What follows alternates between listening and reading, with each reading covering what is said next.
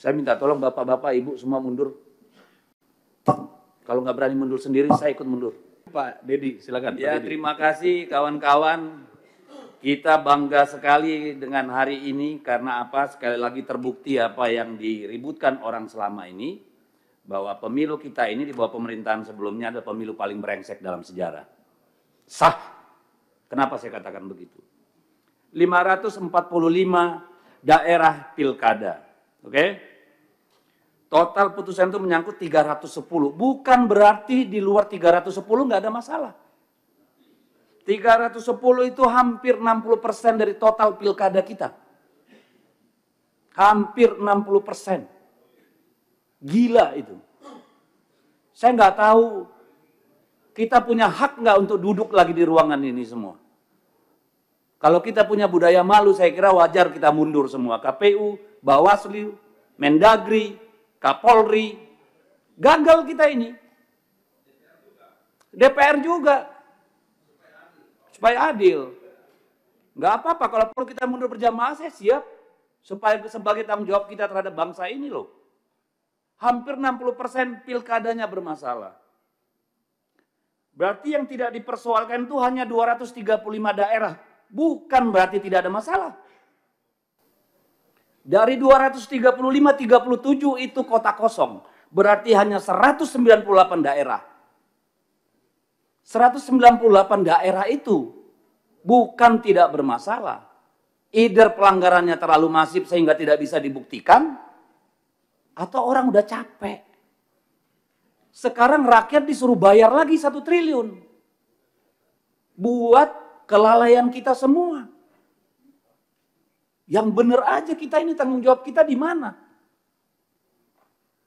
Masalah SKCK, ijazah, administrasi yang tanggung jawab siapa? KPU dong, mundur. Pecat semua yang di daerah itu, Pak DKPP. Putusan MK jelas, semuanya habis. Kalau nggak ada yang tanggung jawab, yang jaga republik ini siapa? Masa iya urusan remeh-temeh begini, ijazah palsu, masa jabatan, kayak keledai kita. Berulang-ulang masuk lubang yang sama. Ini soal kualitas. Secara administratif aja kita gagal. Gimana secara substantif? Ini keterlaluan kalau menurut saya. Hampir 60% pilkada bermasalah.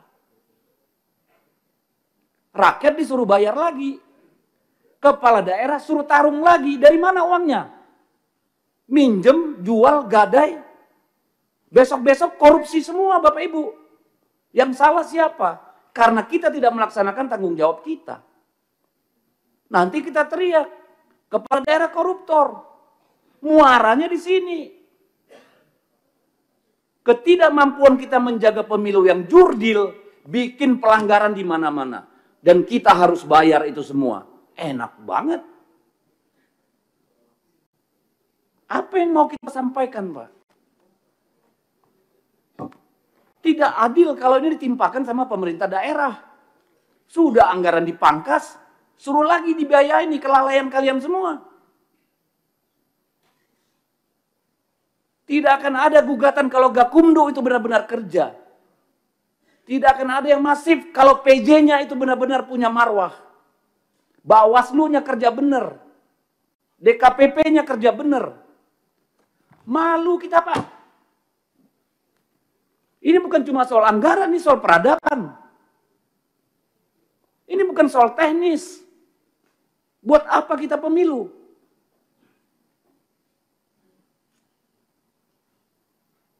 Jadi kalau Pak Ketua KPU nggak merasa bersalah, Pak, nggak tahu lagi saya, Pak. Kalau Bawaslu menganggap ini bukan salahnya dia, bingung saya. Kalau Kemendagri nggak merasa ada kekurangan di pihaknya, wah kebangetan. Demikian juga Polri. Buat apa kita diskusi anggaran? Anggaran Kemendagri aja potong.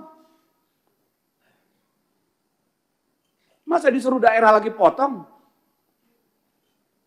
Nggak adil. Saya benar-benar saya berharap ini forum refleksi Bapak Ibu. Yang benar lah kita ngurus negara ini, ngurus republik ini. Mas hampir 60% pilkadanya bermasalah.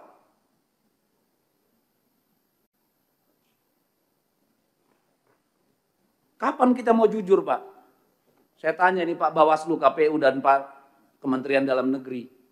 Ini yang mau kita wariskan, Pak. Dan ini akan direplikasi pada pemilu-pemilu berikutnya, Pak. Ujungnya apa? Hutan habis, tambang habis. Semua dihabiskan untuk membiayai pemilu, Pak. Apa nggak ngelihat efek domino kita ini? Saya minta tolong, saya keras karena apa? Ini soal bangsa ini. Bukan soal teknis kurangnya anggaran, Bapak Ibu. Siapa yang jamin PSU pertama nanti tidak ada PSU kedua? Kita pernah ngalami sampai 3 kali PSU di Maluku Utara. Siapa yang bisa jamin? Akhirnya kepala daerah yang terpilih pun nggak legitimate. Yang milih nanti 20%, 30%. Cari uang lagi mereka untuk money politik.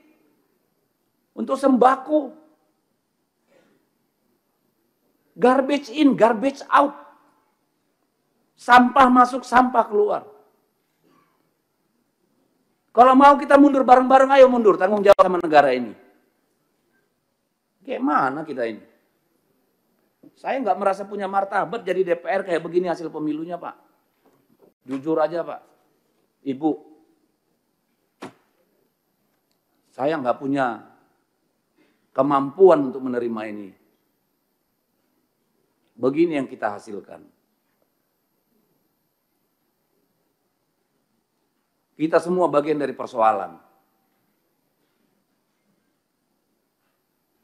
Ini bukan cuma soal jabatan. Tanggung jawab kita pada anak-anak kita, Bapak Ibu. Masih ada nggak itu di dada kita? Masih ada nggak sih? Yang begini ini mau kita wariskan. Ini anggota DPR nih, semua ini babak belur, Pak. Berdarah-darah, Pak. Kemarin pemilu. Pemilu berikutnya. Siapa yang berani bertarung di DPR, Pak?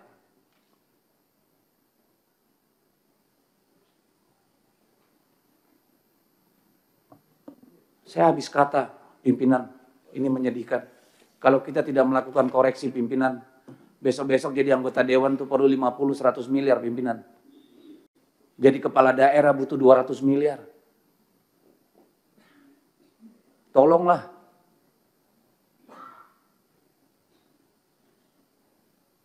Saya minta tolong.